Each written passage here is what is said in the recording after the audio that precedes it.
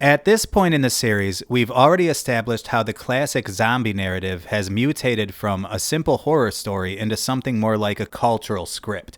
And we've watched how decades of movies and TV shows, books, and video games have trained us to brace for collapse and to see our neighbors as potential threats, to expect outbreak and to distrust community, to normalize violence, and even to accept the idea that government tyranny might be justified when the stakes are high enough. We've explored its cultural influence, psychological conditioning, its spiritual symbolism, and we've started to expose an agenda that seems to just keep resurrecting this zombie storyline generation after generation. But now it's time to cross the line, because everything up to this point has existed safely within the realm of fiction, inside movie theaters, on television screens, and in the pages of graphic novels or paperback books. But what if I told you that some of the things that we've always dismissed as zombie fiction just happen to overlap with research and burgeoning biotechnology that's unfolding right now in the real world? And nothing that I'm about to show you is science fiction. I didn't pull any of this from internet conspiracy forums or fringe websites. No, this material comes straight from the mainstream, from publicly documented sources, peer-reviewed research, federal grants, DARPA projects, biotech patents, and academic labs. It's all publicly documented and openly discussed in professional circles. And here's a quick disclaimer for the sake of the algorithm. I am not claiming that governments or scientists or any institutions are secretly plotting to engineer a zombie apocalypse. So let me be clear about that. Any parallels that I draw in this video between these topics and a theoretical zombie outbreak are purely speculative on my part. I'm just exploring the idea that if the powers that be ever wanted to create such a scenario, that these are some of the tools that could theoretically be used. But to understand how, we first need to strip away the theatrics of the Hollywood version of the zombie, though. The rotting corpse dragging itself out of the graveyard. And instead, let's define a zombie in more grounded and functional terms, as a mindless human body whose autonomy is overridden, compelled to act aggressively, and driven by impulses that are no longer self-directed. And when viewed through this lens, the zombie narrative suddenly shifts from mere fiction into something scientifically conceivable. In fact, not just conceivable, but something that already exists in nature, and you don't need to look any further than your own backyard to see it. Take Toxoplasma gondii. It's a microscopic parasite that infects rodents. So think of mice, for example. Under normal circumstances, mice hate the smell of cat urine. I mean, who doesn't, right? But mice actually fear the odor of cat urine instinctively, which is a good thing because it keeps them away from cats. But once infected, that fear is rewired.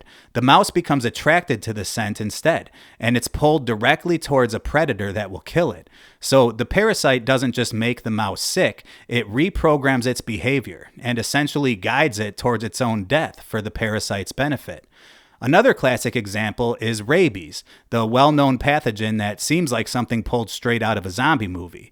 Rabies infects mammals by inflaming the brain, overriding normal inhibition, and triggering violent, irrational aggression. So a rabid animal loses control of its behavior and becomes compelled to attack and to bite others, spreading the virus through its saliva.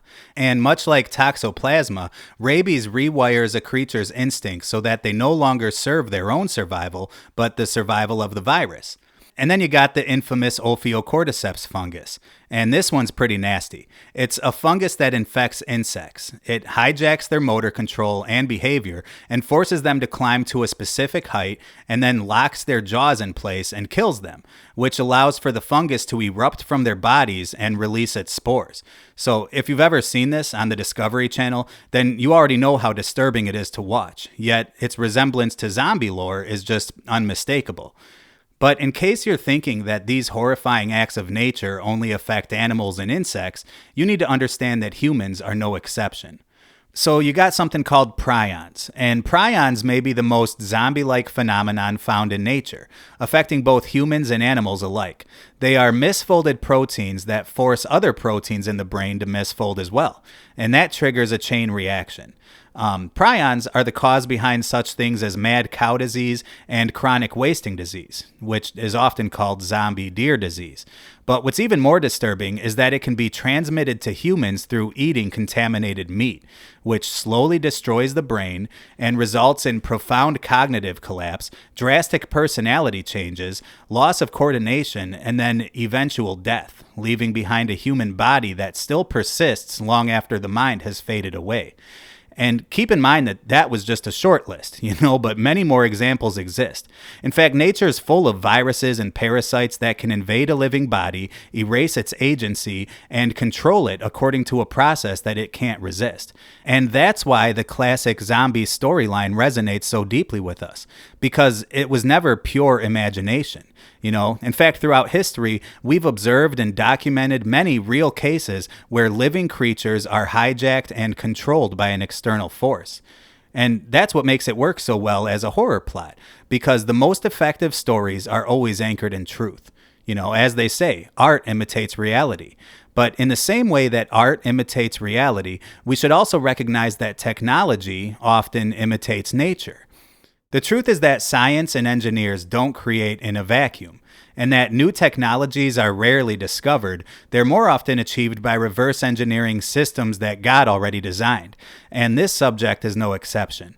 For decades, researchers have been studying the biological processes that we just detailed and searching for ways to isolate, amplify, or even reproduce them through man-made means. And the reality is that we now live in a time when science is capable of manipulating human behavior in ways that nature never could. Breakthroughs in biotechnology have delivered tools that are able to alter how people think, feel, and act.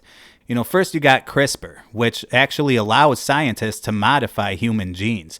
And then there's engineered viruses that can deliver genetic material into brain cells and change neural activity that influences cognition and mood and emotions.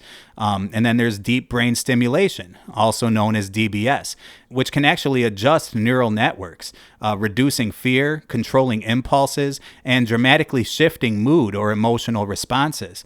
There's optogenetics, which uses light to control cells. And while human applications are really only experimental, in lab animals, it can switch behaviors like fear or aggression on and off with extreme precision. But wait, because there's more.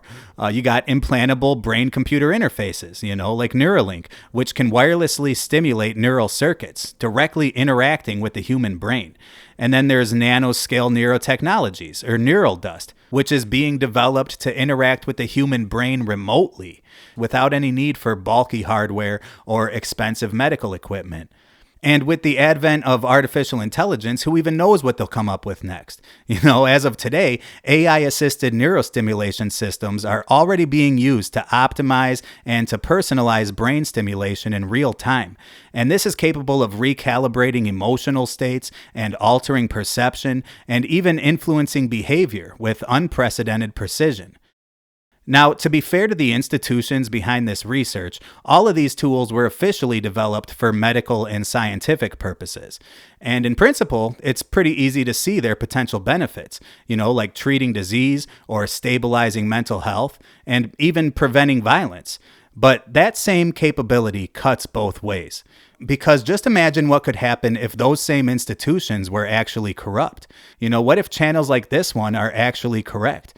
And there really is a genuinely satanic agenda that operates behind the scenes of this fallen world.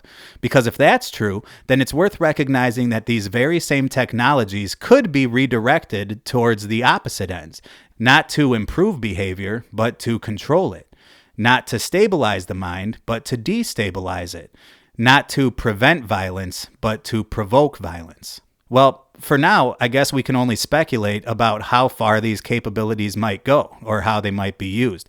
But what isn't speculative is this, that these technologies already exist, that the science behind them advances every year, and that history has already shown us that the military-industrial complex is not only capable of pursuing destructive agendas, but does it all the time, and is able to do so while successfully deceiving the public about its true intentions.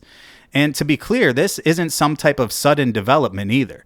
Many of you were around in the 1990s when fears about human cloning were dominating the headlines. And since then, we've watched steady breakthroughs in gene editing and synthetic biology and biotechnology for decades now, So the truth is that humanity has already been moving in this direction for a long time. But what is new, however, is the speed of these developments. And the pace of technological advancement over just the last few years has been truly unprecedented.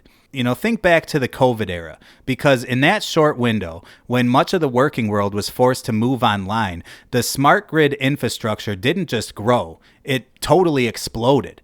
And during the lockdowns, when everybody was being told to stay home to save lives, major advancements in artificial intelligence and in biotechnology were unfolding in parallel, and largely out of sight.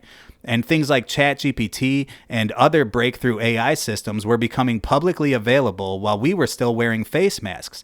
And all the while, this new technological infrastructure was simultaneously being implemented all over the world, quietly and in the background. And then one day, the pandemic was just suddenly over, just as quickly as it began. And we all reemerged into a brave new world that had been fundamentally changed, and reconfigured for seamless, constant connectivity.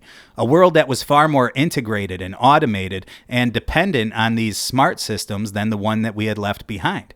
And then today, we are suddenly living inside a dense web of smart devices and wireless systems that are powered by artificial intelligence.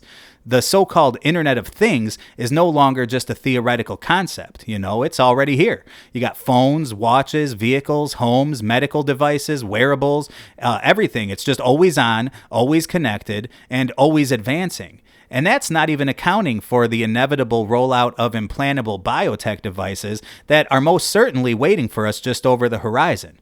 So pause with me for a moment and consider just how interconnected this modern world has become. Not in terms of human relationships, but in terms of our constant entanglement with this technology itself. And ask yourself this: what happens when everything we just described is combined with a borderless, wireless, and always online network? Well, I'm no scientist, but it sounds to me like a recipe for remote-controlled people. And it's getting harder to ignore the reality that we seem to be approaching an era where human beings themselves can function like programmable biological devices. Or, as Yuval Harari famously put it, that humans are hackable animals. You see, he wasn't speaking metaphorically. These are real capabilities that have already been demonstrated, and governments understand this. That's why military institutions around the world have poured billions of dollars into research that's aimed at reviving critically wounded soldiers, or suppressing pain and fear, or enhancing aggression and merging biology with machinery, and pushing human endurance beyond natural limits. These pursuits are not speculative. This is real stuff. It's patented. And it's all being openly marketed as the future of humanity. And I'm not arguing that all biotech is inherently evil either, But we're not talking about hearing aids or pacemakers or artificial limbs or even medical implants that can restore lost function or heal damaged bodies to their natural state. No, natural has nothing to do with this. This is something entirely different, because things like neural implants or wireless brain modulation and genetic overrides are not designed to restore normal human function. They're designed to alter it. We're talking about a fundamentally different kind of transformation here. Technologies that are capable of influencing cognition or impulse and emotion and even decision-making itself. It's not about medical progress. It's about controlling the most sacred aspect of what even makes us human, our God-given capacity for free will, and agency and moral choice. So if you're wondering what any of this has to do with zombies, then I guess you're not connecting the dots. So just think back to how we defined zombies earlier, not as movie monsters, but as human beings whose autonomy has been hijacked, whose behavior is externally directed, and whose will is no longer their own. And then ask yourself, could those conditions be produced using the technologies that we've already examined? Well, even if they could, I'll be the first to admit that using any of them to engineer an actual zombie like apocalypse still sounds pretty ridiculous. Because after all, a zombie outbreak implies that there's a horde of zombies. It's not just an individual person laying in a hospital bed. So even if you could accept the premise that our governing authorities might ever conspire to do such a thing, the notion of rounding up thousands of people for CRISPR modification or deep brain surgery, or optogenetic intervention just to recreate a classic horror movie scenario is still frankly absurd. But within the framework of emerging remote biotechnologies, the idea becomes a lot more plausible. Because even if only a substantial segment of the population were to receive neural implants that could be remotely hacked, then activating large numbers of people wouldn't require individual intervention at all. It could become as simple as flipping a switch. Now, whether or not the rulers of this world would ever choose to do something like that, well, that's for you to decide. But the reality is this: these technologies are either already here or they're rapidly being developed. And the mechanisms capable of overriding human autonomy are real and documented, and it's all advancing at breakneck speed. So you could call that transhumanism. You could call it biotechnology. But what I see it as is spiritual warfare in its most literal and urgent form. See, you need to understand that spiritual warfare is not limited to private temptations and moral struggles or daily sins. I mean, those things are real and they are important, but that's only what's on the surface. Beneath it all is an active, coordinated war that's being waged right now in the physical world. I'm talking a real war. It's a battle for dominion over the human soul. And Scripture makes it clear in Ephesians 6:12 that we wrestle not against flesh and blood, but against principalities, against powers, and against the rulers of the darkness of this world, against spiritual wickedness in high places. So it's not really science who is trying to play God. No, according to Scripture, Satan is the one who imitates God. And being the God of this world, as he is described several times in the Bible, the systems of this world, like the scientific institutions, are ultimately just tools at his disposal. So from a spiritual standpoint, whatever the publicly stated intentions are behind these technologies or scientific pursuits, they don't really matter very much. The institutions themselves may have their own strategic, ideological, or military objectives, but honestly, their plans have no bearing on the actual endgame. Because while we experience life under the authority of this world's systems, we often forget that those systems themselves operate under the authority of Satan, whether they know that or not. Yet even Satan's authority is not his own. He's only been granted a temporary dominion over the world by the one who truly sits at the top, and that's God himself. And it's God himself who has warned us through his prophets that Satan's reign will culminate one day in the end times with mass deception and a system of control so complete and so pervasive that it will demand total allegiance from all of society. So that's what this technology is building towards.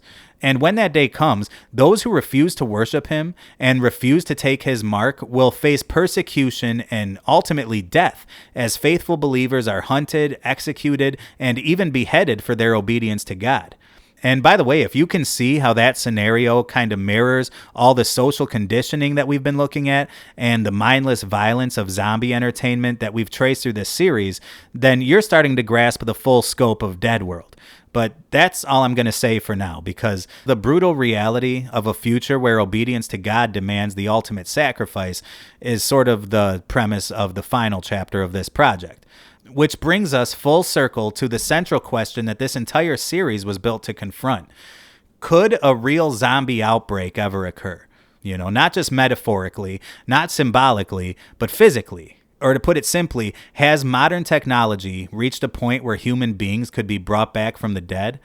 Well, the honest answer is kinda, and possibly.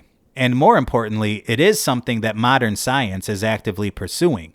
But to understand what that truly means, we first have to ground ourselves in biblical reality. Because the truth is that human beings are not merely animals or biological machines. We are spiritual beings, created in the image of God and with eternal souls. In Scripture, death is not the end of existence, but a separation. The body returns to dust, while the spirit returns to the God who gave it.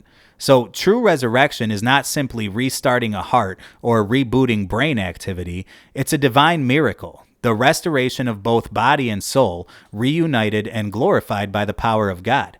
In fact, this is the very heart of the gospel.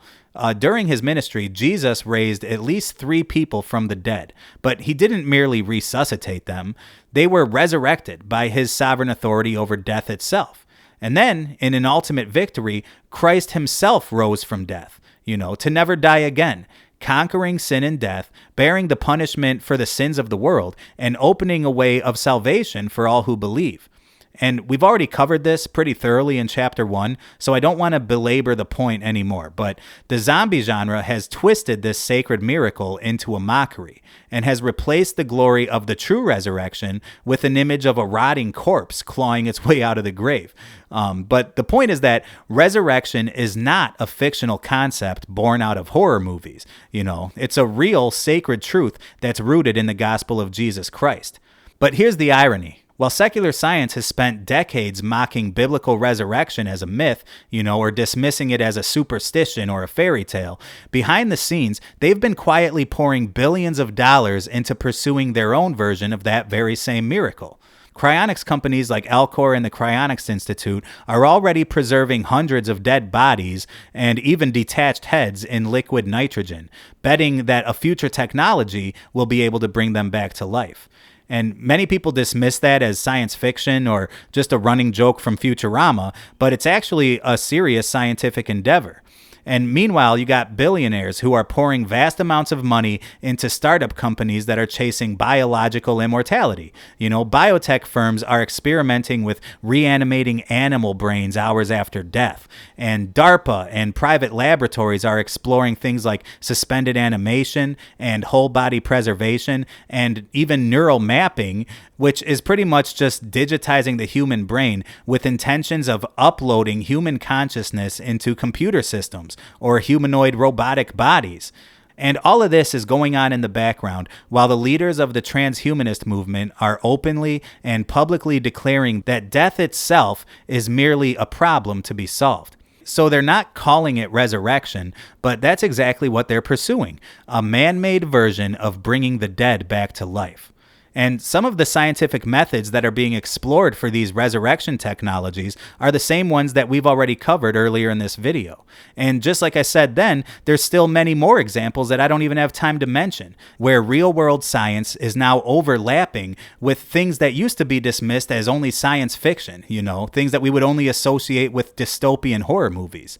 But here's just a few more examples. You got researchers that are growing miniature brains in laboratories, and these miniature brains are able to generate their own electrical activity. You got something called Yamanaka factors, which scientists are using to reset aging cells, making them behave like younger versions of themselves. And we're creating synthetic blood that can extend endurance beyond normal limits. And even something like lab-grown meat is a concept that previous generations would have only ever seen in some kind of weird dystopian horror movie, And yet today, it's already being rolled out at some grocery stores. And by the way, none of these fields that we've discussed are considered fringe. These are standard and respected scientific pursuits. But when viewed side by side, and when you consider the potential ways that they could be used or misused, I think it's fair to at least ask the question, is a real-life zombie-like scenario possible? Well, I think that we've already established enough evidence to indicate that, yes, it is. So does that imply that a zombie-like apocalypse is inevitable? Well, no, of course not. But here's the real question. Is it plausible? Is it even worth your consideration? I mean, just because it might be technically possible to manufacture a zombie outbreak doesn't necessarily mean that it's likely, right? After all, it's not like our government and militaries have actually drafted contingency plans for a zombie apocalypse. Or have they? Well, to find out, make sure that you're subscribed to Fallen World Films, because in the next chapter, we dig into the official military strategies and government protocols that reveal just how far authorities have gone to prepare for a real-world zombie scenario. And if you enjoyed or appreciated this video, please remember to hit the like button, because that really helps the channel more than you might realize. So stay tuned and sit tight. because believe it or not, we're still just getting started.